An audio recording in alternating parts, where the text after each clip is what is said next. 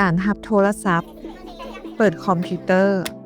กิจกรรมเหล่านี้ควรเป็นสิ่งที่ง่ายดายและปลอดภัยสำหรับทุกคน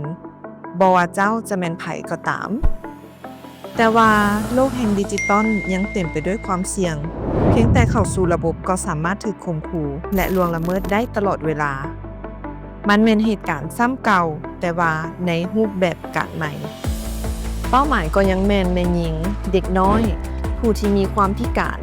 กลุ่มคนที่มีความหลากหลายทางเพศและผู้ที่มีความเสี่ยงต่อการถูกจำแนกอื่น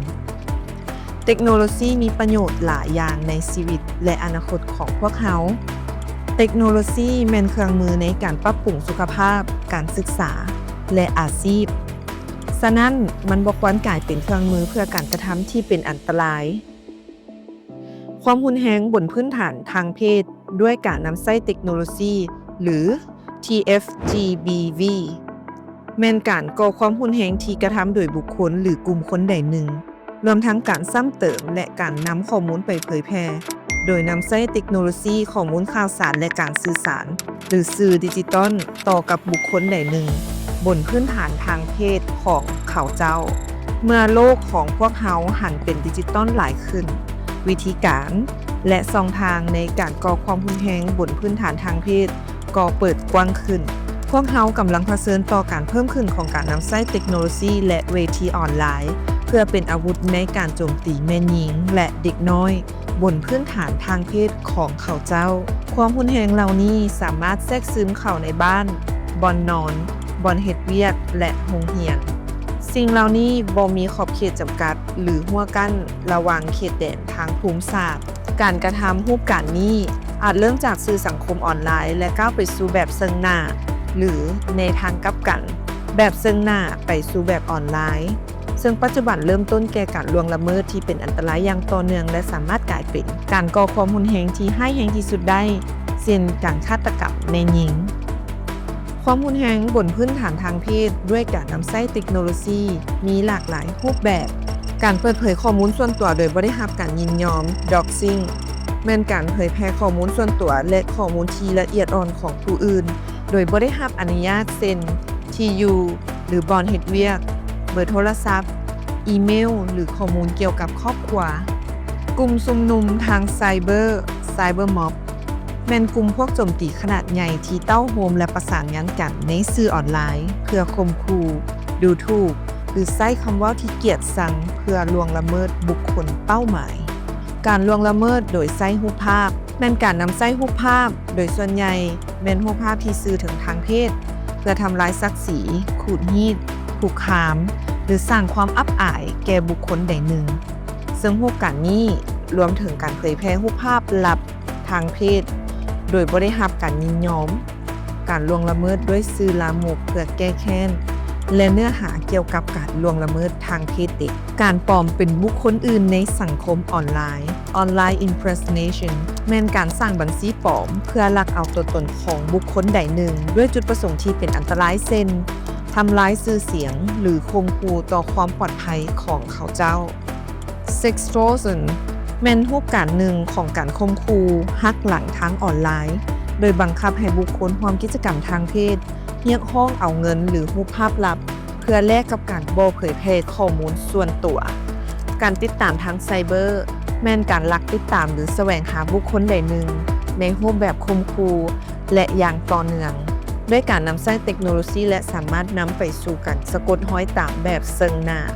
การเยาะเย้ยหมิ่นประมาททางออนไลน์เป็นการล่วงละเมิดทางออนไลน์แบบซ้ำๆโดยมีจุดประสงค์เพื่อทำลายความมั่นใจของบุคคลใดหนึ่งโดยปกติแม่นผ่านช่องทางดิจิตอลการคุกคามผ่านช่องทางออนไลน์แม่นการข่มขู่ข่มเหงหรือเฮ็ดให้บุคคลใดหนึ่งย่านกลัวอย่างต่อเนื่องโดยผ่านรูปภาพหรือการแสดงความคิดเห็นอย่างเสียดสีการคุกคามทางเพศผ่านช่องทางออนไลน์ในใส่เฉพาะแม่หญิงเด็กน้อยและกลุ่มคนที่มีความหลากหลายทางเพศการล่วงละเมิดด้วยสื่อลามกเพื่อแก้แค้นแม่นรูปแบบการล่วงละเมิดโดยการใช้รูปภาพซึ่งแม่นการเผยแพร่รูปภาพที่บ่ได้รับการยินยอมการตัดต่อรูปภาพ Shallow Fake แม่นการแต่งภาพโดยใช้โปรแกรมตัดต่อแบบพื้นฐาน ซึ่งโดยปกติแม่นการตัดต่อใบหน้าของบุคคลใดหนึ่งใส่รูปภาพห่างกายของบุคคลอื่น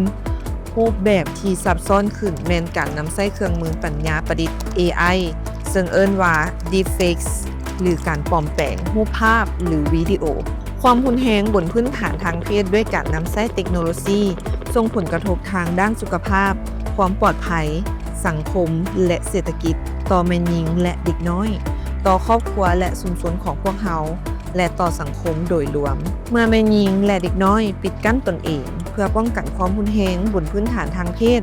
ด้วยการนำใช้เทคโนโลยีพวกเขาจะบ่สามารถออกสิทธิ์เสียง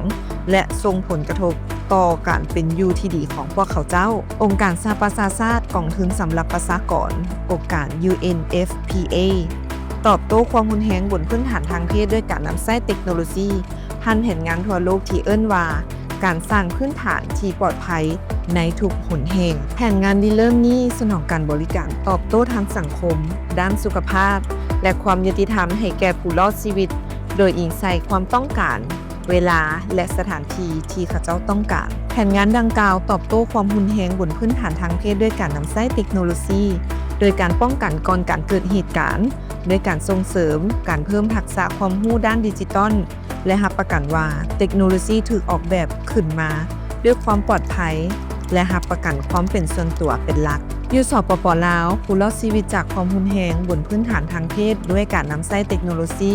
สามารถขอความช่วยเหลือได้ผ่านกลไกการตอบโต้หลายรูปแบบท่านสามารถรายงานกรณีถึงกรมความปลอดภัยไซเบอร์กระทรวงเทคโนโลยีและการสื่อสาร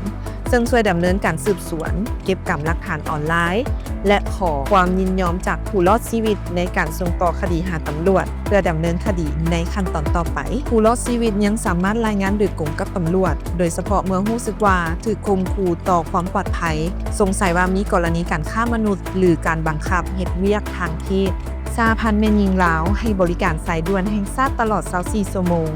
ผ่านหมายเลข1362โดยการให้คำแนะนำให้คำปรึกษาการช่วยเหลือทางด้านกฎหมายการคุ้มครองกรณีและการเข้าถึงบ่อนพักอาศัยชั่วคราวที่ปลอดภัย